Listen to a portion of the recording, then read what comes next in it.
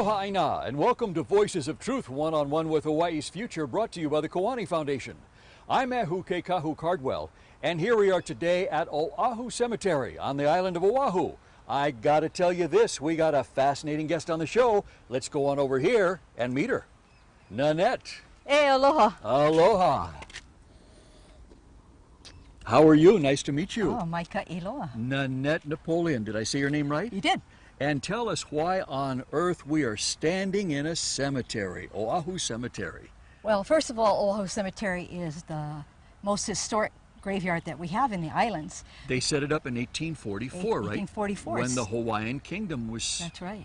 Yeah. And it's the oldest public graveyard in Hawaiian Islands. Wow. Prior to that, the missionaries had brought the concept of cemeteries, Western cemeteries, to the islands. Because this was a whole new concept. Yes, whole new concept. Yes. You know, traditional Hawaiian burial sites were not cemeteries as we know them in Western culture. And they weren't marked. And they weren't marked. People were buried. Just the family knew. Yes. But they kept it a secret. No, they didn't always keep them secret. The only secret ones were for ali'i. Uh-huh. But the makainana, you and me, everybody knew where they, because we needed to keep our knowledge of those sites. Yes. And so the families all knew where the sites were. They weren't secret for the makainana. So when the missionaries came to Hawaii, they brought this system here. That's right. With marked, you know, there's parameters and there's markers, gravestones, yes. tombstones, yes. Good. All right. So why are we standing in front of these gravestones right here? Because I know there's something that we want to talk about today that I'll bet you very few people know about. That's right. Which is? That's right. This is the story of the Hawaii Sons of the Civil War. And those were individuals from the Hawaiian Islands, men, who amazingly went off to fight in the American Civil War during the period of 1861 to 1865. Amazing. I know, not many people know this story. Wow. Hawaiians from Hawaii went to fight in the U.S. Civil War. Now, I need to be specific. Yes. There were Native Hawaiians and there were non-Hawaiian Caucasians who were born and raised here, like Nathaniel Bright Emerson right here. Wow, look at that. He was the son of missionaries who came to the Protestant missionaries who came in 1820, the first group. His parents didn't come in the original group, but came a little bit later. And he was born and raised in the Hawaiian Islands, attended Oahu College, what we call Punahou School today. And he was fluent in Hawaiian. And when the war broke out in 1861, April, he was attending Williams College in Massachusetts. Many of the missionaries sent their sons to be educated on the mainland. We didn't have a university here or anything yet, so they were sent away. The war broke out. He immediately drops out of Williams College and he enlists in, as it says on his marker, the 1st Massachusetts Volunteer Infantry as a private. So he fought for the North. He fought for the North. So Nanette, where are we going to go next? We're going to go to a plot within Oahu Cemetery that's dedicated to Civil War veterans. Let's go see it. Okay. Lead the way. Here we go. So these folks fought in the Civil War. It's an area especially for them. Yes. Just for those that went. Union veterans. Union veterans. Union, not Wow. Confederates. So only Union veterans. Right. Civil War, all the way from Hawaii. Well, now, there's two distinct groups of Civil War veterans in Hawaii. Okay. One group is like Nathaniel Emerson and others. We're going to go to a Hawaiian after this segment. And they were from Hawaii. Okay. So those are the true Hawaii Sons of the Civil War. But then there's a second group of soldiers and sailors who were in the Civil War, had no connections to Hawaii prior to the war. The war ends, they are alive, they're veterans, and they come here for whatever different reasons, and they settle here in the islands. So these, but they have no prior connection to Hawaii. But we have many of them.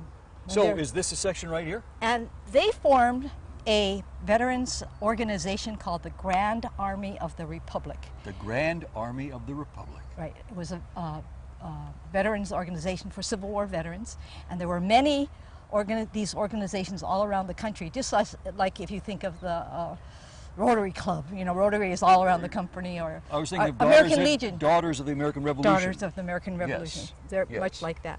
Yes. So there was a post, they called them posts, P-O-S-T-S, here and the George DeLong post. And when veterans started coming here, they formed that a unit, and they paid dues, and part of their dues went to buying this plot at Oahu Cemetery so that when they died, they could be buried amongst their fellow Civil War guys. Wow. And I noticed, Nanette, Yes. here and over here are Yes. cannons.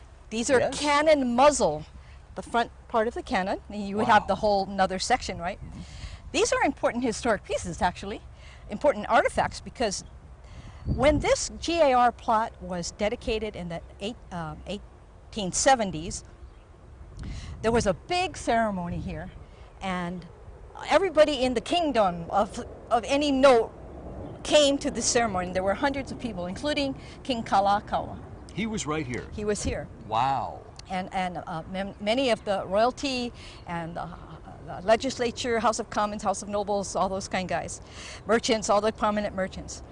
And they came up here, and there was a big long ceremony, and there were lots of speeches and songs and patriotic songs and stuff, and they dedicated this plot for the veterans. The cannons were installed. They were linked by chain long here's time the ago. hook right here.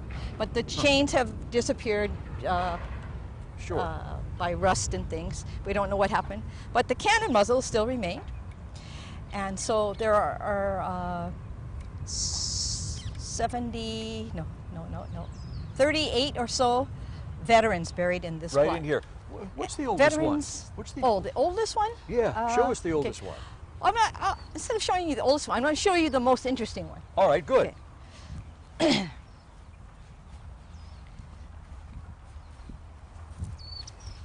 This one right here. This is the grave of John W. Francis. He was born in 1842 and died in 1914. So how old was, if the war broke out in 1861, how old was he when he entered the war? About 20 years old, right? About 20. The average age was about 22 for the war. And he served in Company K, 23rd Missouri Volunteer Infantry. Missouri Wow. Volunteer Infantry. The most important part about this marker is the inscription below. Yes, look It at says, that. "Marched with Sherman to the sea." A Do you have very any- famous thing. You're right. What do you know about that?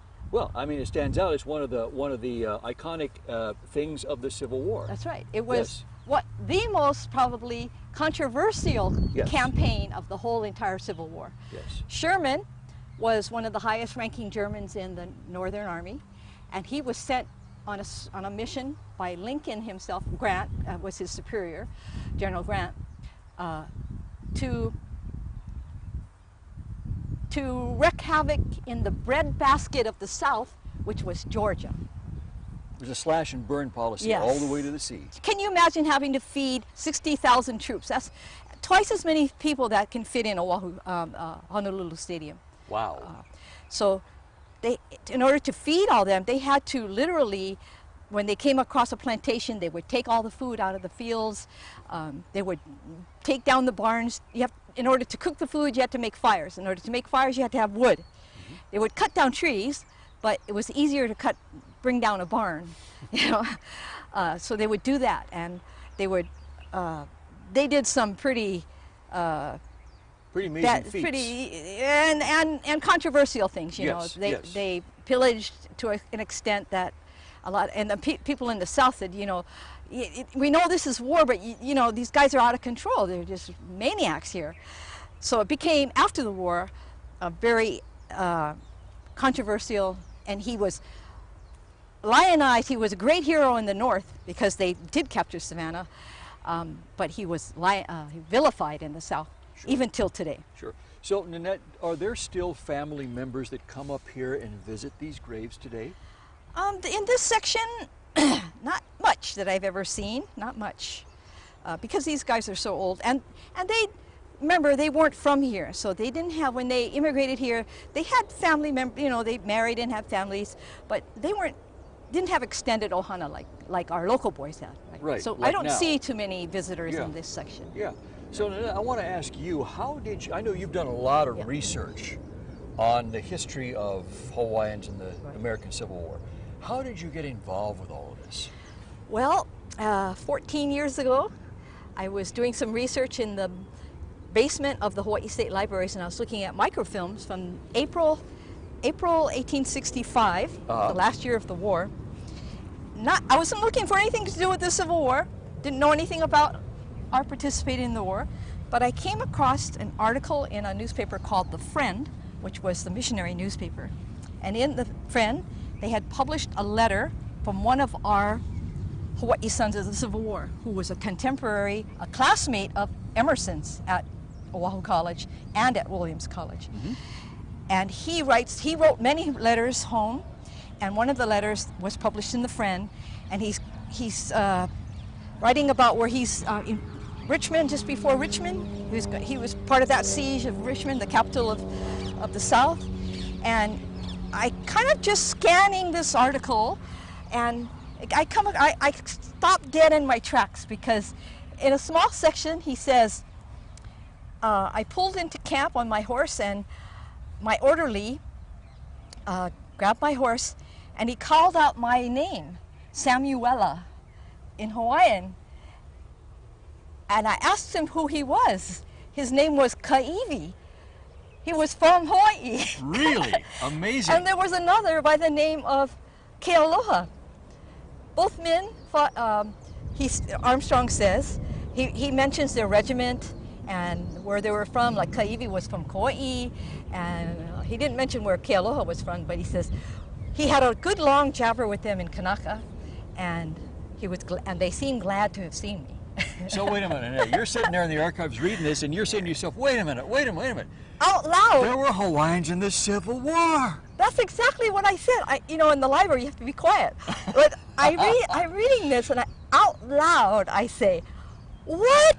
Hawaiians served in the Civil War? What? And I'm looking around like, a fellow researcher of my friend was sitting nearby, and I said, come over here, look at this, read this. Hawaiians in the Civil War. So I made a copy of that article. I took it home, I started a file. I keep many files of historic things. Started that file, and I was on a mission. I had to learn more about this story. How can there be Hawaiians in the Civil War? Yeah, because if there were 2 or 3, you knew there had to be more than that. And as it turns out, after 14 years of research, I've identified 119 Hawaiians and non-Hawaiians. Of those, 40% of them, around 41%, were Native Hawaiians. Whoa. Yeah. Whoa. Including our next guy we're going to visit, whose name was Kealoha. All right, we'll do that in a minute, but I want to ask you, Nanette, what was it, do you think, that made those guys decide, I want to leave Hawaii and go to another country, America, the U.S., and fight in their Civil War? What made them do that? Well, first of all, my research, after long years of research, I've discovered that, or my theory is, I don't know definitively in many cases, but my theory is that they didn't go directly from Hawaii. Really? They were already on the mainland in some capacity. For example, the missionary sons, they were Emerson and Armstrong, they were in college there. Mm-hmm. But my theory for the Native Hawaiians is they were already on the mainland, they had already out-migrated to work in the whaling industry, and to work, which was in the Atlantic and the Pacific, and then to work in the Pacific fur trade, which was, the center was in the Pacific Northwest. Gotcha. So there were literally hundreds, maybe thousands of Hawaiians out in America already. There were thousands. Yeah. There were. Yeah. They were all over the place. They were all over the place. Yeah. My guess is that they were mostly whalers, and because I have some of their records, and when you enlisted, you had to say your name, your place of origins, which was always listed as the Sandwich Islands, and then you have to say where you're currently residing, and almost all the Hawaiians that I've been able to identify put down residence in such places as New Bedford, Massachusetts, which was the center of whaling, the center city, and then all kinds of other cities in Massachusetts, Connecticut, Rhode Island. My theory is that they were whalers, they were over there, they were on their ships. The ships that they joined were home ported over there. We had we had some Hawaiian registered whalers, and many Hawaiians were on them. But the guys who served in the war, my theory is that they were home ported over there. Their ships came in. They found out about the war. What happened was the U.S. government, the federal government, ended up taking over many of the merchant and whale ships by eminent domain. For the purposes of the war, Purpose right? of the war. They Right. bought the ships and they repurposed them, refitted them as warships. Okay. Now, interesting part about that is all the sailors on those ships now were given the option. You can sign on as sailors for the Federal Navy, or you're on your own. Okay, you're on your own. So here were these Hawaiians, thousands of miles from Hawaii, and they're faced with the dilemma. Do I join up with these guys? I don't really have. We don't know what their motivations were, political, or. But my feeling is that, I just lost my home, my ship, and my job.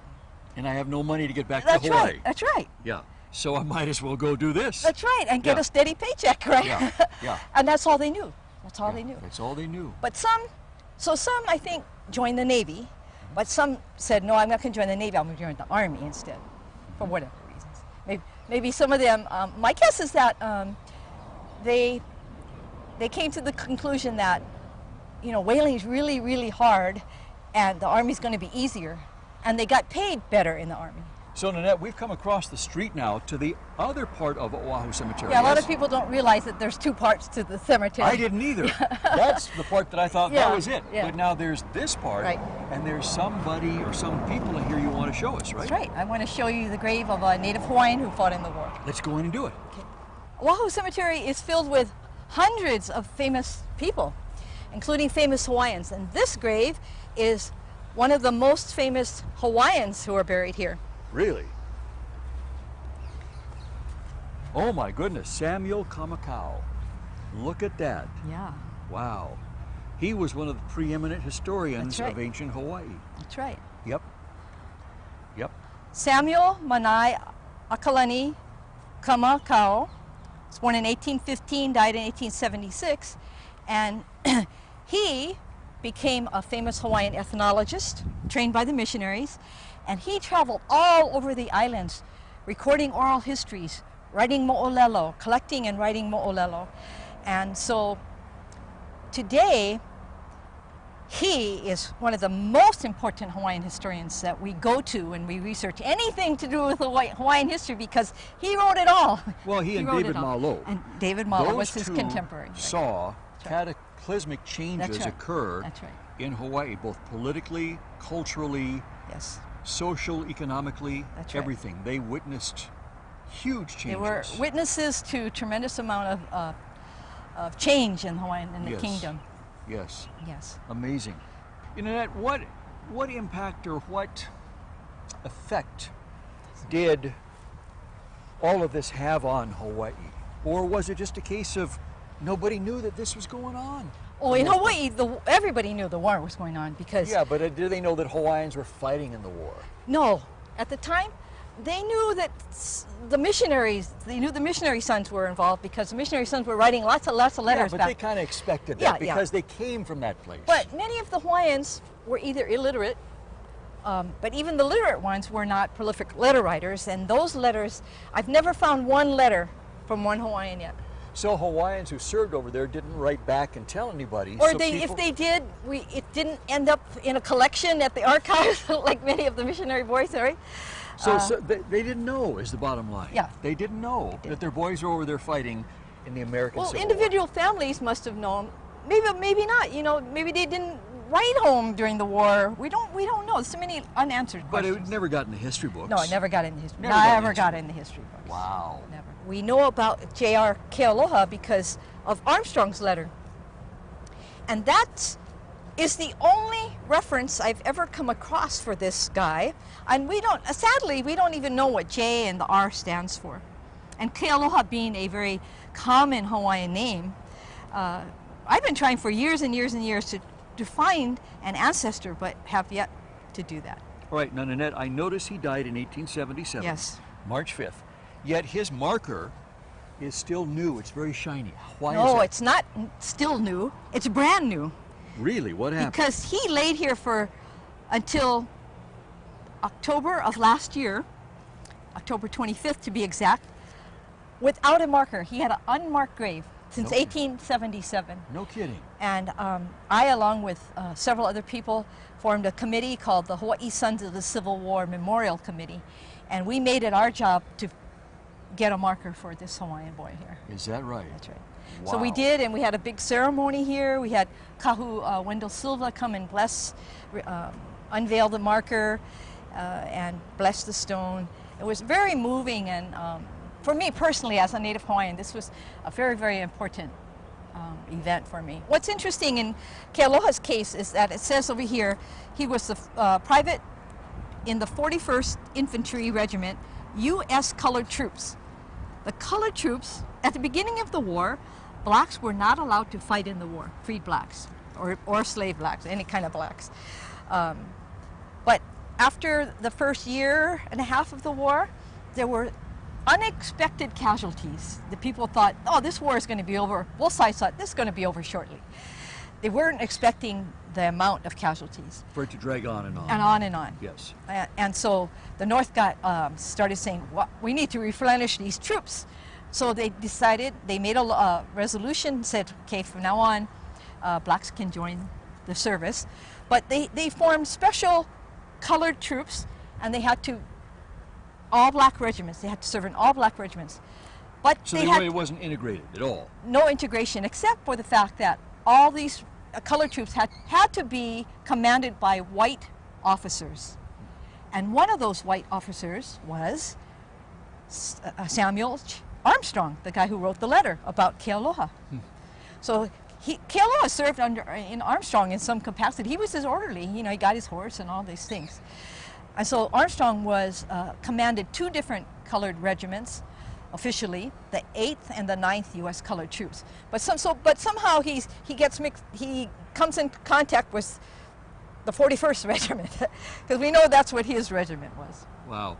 Nanette, how has this been for you? What has it felt like to be a part, to discover this history of this hidden part of Hawaii, but also then kind of be one of the people that took responsibility for getting it out there and keeping it out there and doing things like getting a marker for J.R. Kealoha? Right. You know, from the very first day I saw that Armstrong article, I knew that this was an important Hawaiian story to tell. Yes. And it became my passion to find out about that and bring it out to the public, you know, so that we don't forget that these guys, our guys participated in one of the most important, pivotal events in American history, you know, and so that to me is significant. Yeah, it is. It is. You know what it says to me, Nanette? Yeah. It says that not only were Hawaiians important in Hawaii, I mean, if you look at Hawaii, Hawaii is a very, very important place on Earth. That's right. That's right. Because of the history, the culture, That's everything. right. That's right. But Hawaiians didn't just stop there. That's right. They took their culture and who they were and are, and they took it around the world. That's right. And they participated in many, many places, many of which are known, but I guess some of which to this day are still not known. Right, right. And then somebody like you comes along and goes, hey, wait a minute, look at this. You know what? That's amazing. Yeah, it's an amazing story, and I'm just doing it. It's like I feel it's my kuleana to do as much as I can. Your and responsibility. Yeah, it's my responsibility. Yeah, well, mahalo as a for researcher, you know, because that's what I do. I'm not a musician. Things like I'm a good researcher, so I've taken it as my kuleana to use my expertise to bring this story out. Wow. Yeah. Mahalo for what you're doing. Keep doing what you're doing, and mahalo for being a part of Voices of Truth one-on-one with Hawaii's Thank you for Future. sharing this story on your program. Well, our pleasure. Believe me, it's our pleasure. And it's our pleasure to have our viewers join us and meet you today at Oahu Cemetery. And remember, you can watch us on the web 24/7 on voicesoftruth.tv.com, and you can like us on Facebook. I'm Ahuke Kahu Cardwell with the Kewanee Foundation. And until next time, ahui ho!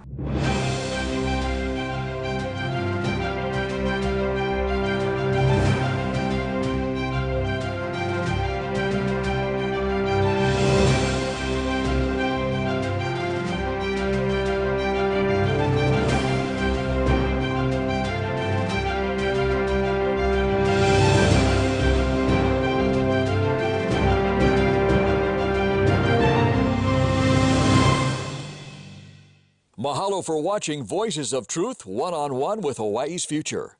Watch us on the web 24/7 at voicesoftruthtv.com. You'll find all our shows, including this one, in case you want to see it again or share it with family and friends. Also view our weekly video commentaries at freehawaiitv.com. And check out our blog, published daily, at freehawaii.info. It's all part of the Free Hawaii Broadcasting Network.